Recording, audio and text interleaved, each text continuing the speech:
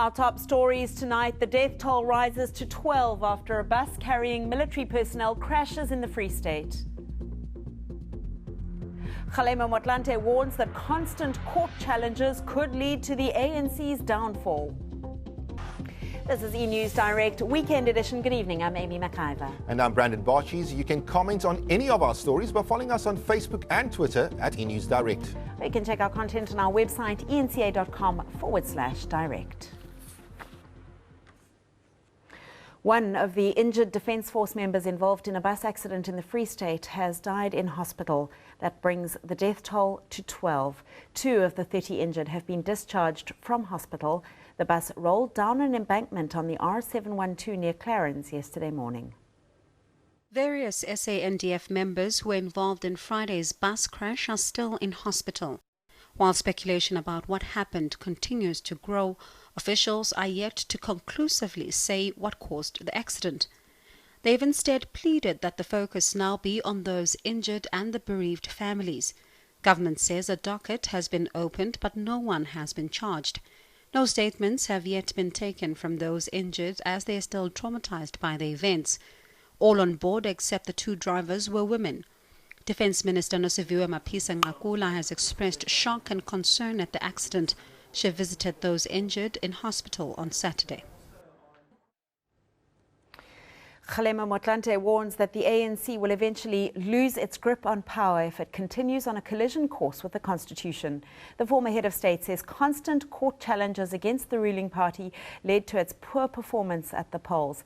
Motlanthe was addressing a social dialogue in Durban last night.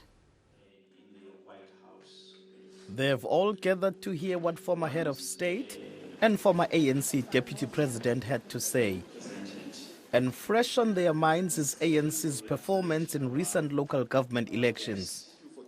Kgalema Motlanthe says the party needs to get in line with the constitution it helped draft. The ANC was there at CODESA, it was there in the crafting and drafting of the constitution and its adoption and so on. But from time to time it finds itself positioned as though it is anti-democracy. It has to be dragged to court. He warns against complacency. Once, leaders rely on numbers, stagnation is bound to creep in.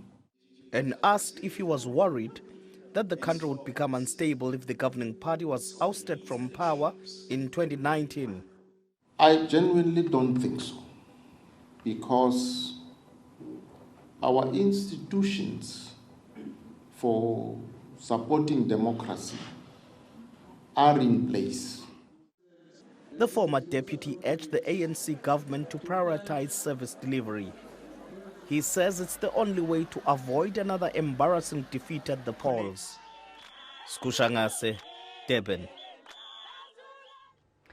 Former Intelligence Minister Ronnie Kasrils is taking the military veterans boss to court for defamation. That's after Kgalema Motlanthe accused Kasrils of being a sellout earlier this year. The Umkhonto we Sizwe veteran alleged that Kasrils gave instructions to the woman who accused Jacob Zuma of rape in 2005. Motlanthe also accused Kasrils of being anti-ANC after dismissing several MK soldiers. He claimed it was because Kasrils wanted to sell intelligence information. The case will be heard in the Pretoria High Court on Monday. 17 student activists suspended from the University of Johannesburg believe they've been unfairly targeted. They're accused of burning down the university's auditorium in May, causing damages estimated at over 100 million rand. The students remain suspended until their disciplinary hearings take place. Activists at the forefront of the University of Johannesburg's Fees Must Fall campaign. For now, their revolutionary songs are limited to this park opposite the university, at least until they granted an opportunity to prove that they did not burn the iconic UJ auditorium. There were 17 students identified, and the seven of the students were charged with conspiracy and execution of burning down the auditorium, and the other 10 were conspiracy to burn the auditorium, which was basically the assisting and planning in that act. I don't know what the merits of the matter are because I haven't seen any of the university's evidence yet.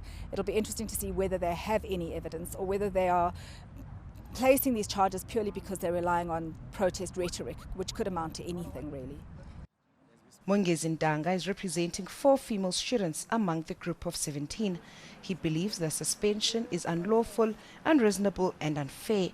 I was not satisfied that there was a justification for the students to be suspended because in the letters of suspension there was no indication on whether there is an existence of the reasons why, as set out in the policy, that the students should be suspended. They are not allowed to write tests, end of the year tests, which also carry some credit for them to be admitted to the final end of the year examinations. So basically they are highly prejudiced. The students, many of them in final year or postgrad, have been prevented from setting foot on campus grounds. They're denying the charges against them, saying it's a plot by the university to purge activists. So it was clear that I was still going to agitate the system for free education. So going into these talks of fee increment, the institution made sure that activists like myself and many others are not there to fight the battle for free education. The students further accused the university of intimidation and physical assault by private security and police. Officials are denying the allegations and say a thorough investigation was conducted. There have been a legal team, there have been the police, there have been the Hawks, there have been HR, and everybody have been involved in this in order to apply fairness.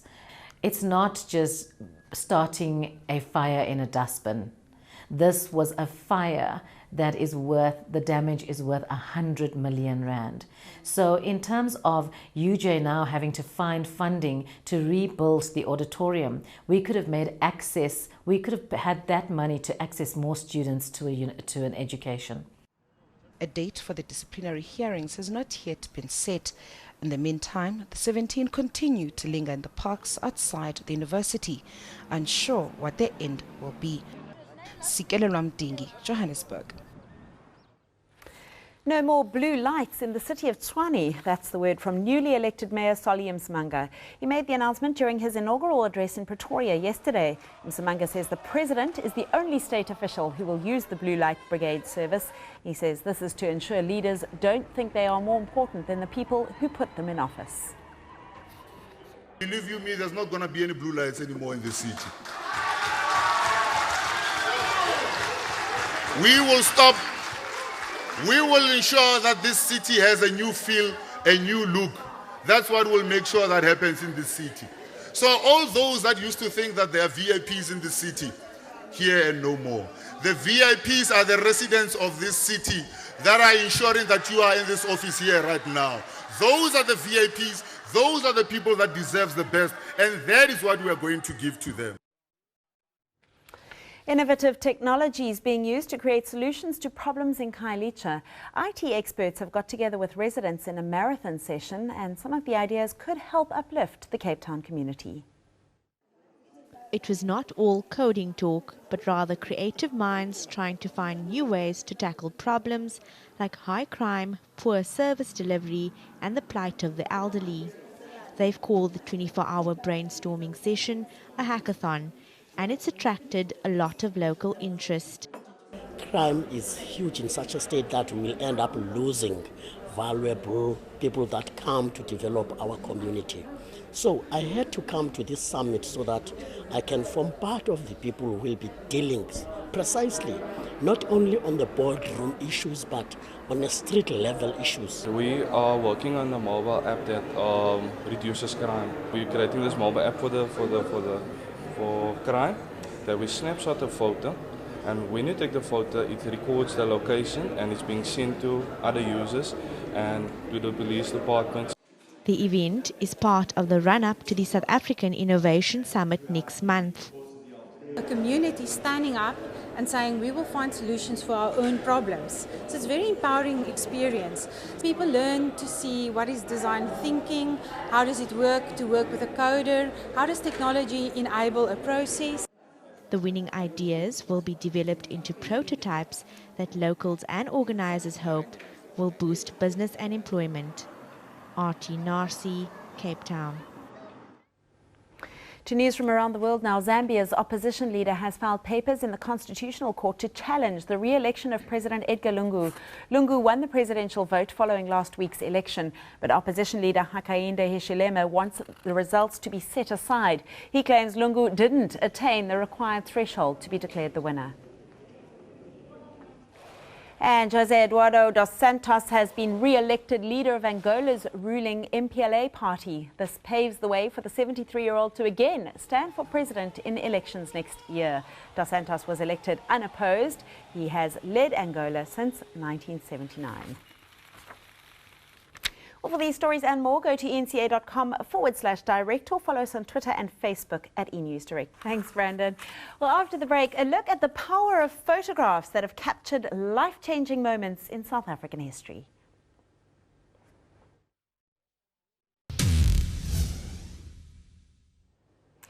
World Photography Day has lived up to the expectations that a picture is worth 1,000 words. South Africans have remembered iconic photos that have helped shape history and those behind the lens.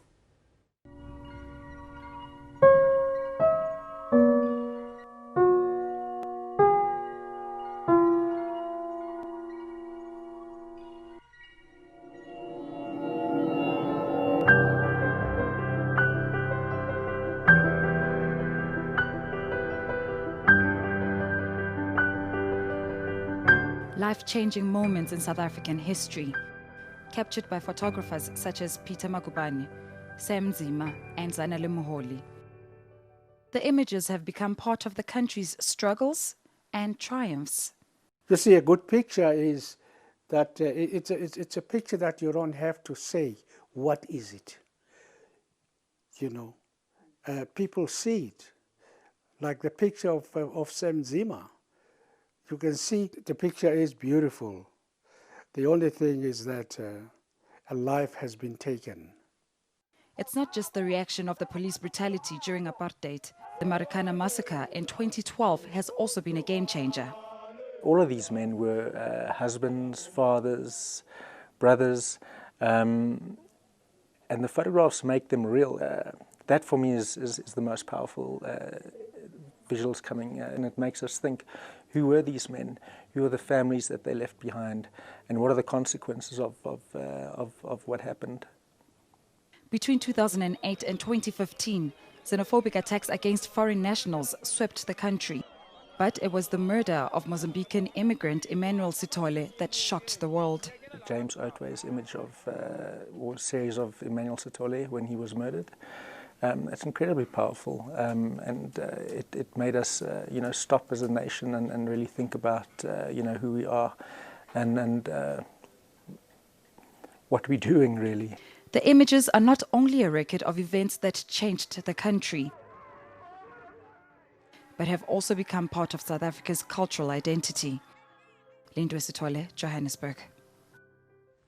After the break, Louis has all your weather details.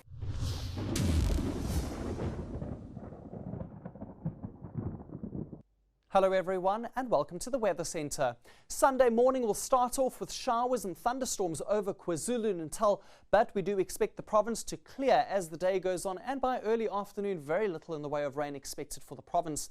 On the opposite side of the country, on the other hand, a strong cold front will be making landfall, pushing in rainfall from afternoon along the west coast further into the interior, reaching many parts of the northern and eastern Cape by evening, and at the same time a bit of snow is expected for the mountains of the Western Cape.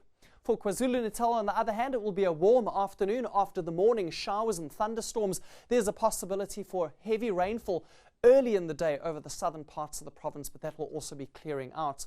No rain for the Eastern Cape. It will be clear to partly cloudy, warm for some areas. 25 is a high for Port Alfred, East London, as well as Port St. John's.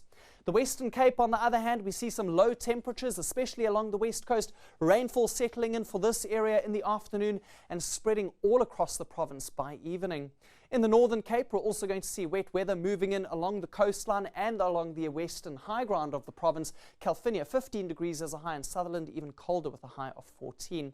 Partly cloudy in the morning for the Free State, but clearer in the afternoon. Most areas should get above 20 degrees. And it's going to be a warm to hot day in the northwest. Sunshine all across the province, some places approaching the 30-degree mark. Sunny and warm as well over Limpopo, hot for some places. Musina gets to 32 degrees in the extreme northern parts of the province. And in Mpumalanga, we don't expect any rainfall except for a couple of isolated thunder showers around Mkhondo. That will be early in the day, and by the afternoon, we don't expect any further rainfall in the area. And finally, into Gauteng, mostly clear and dry weather expected. A little bit of wind for Johannesburg and Soweto, but we don't expect any strong winds for the area. A look ahead to Monday when the cold air reaches KwaZulu-Natal along with some rainfall. It's going to be an especially cold day over the Cape provinces. And by Tuesday, those areas start improving with temperatures rising, while it's going to be colder for Limpopo and Mpumalanga.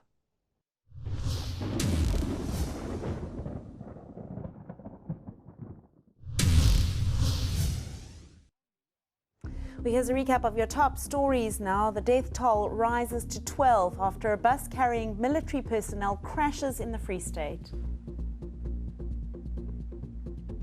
Kgalema Motlanthe warns that constant court challenges could lead to the ANC's downfall. Well, that's a wrap from the eNews Direct team.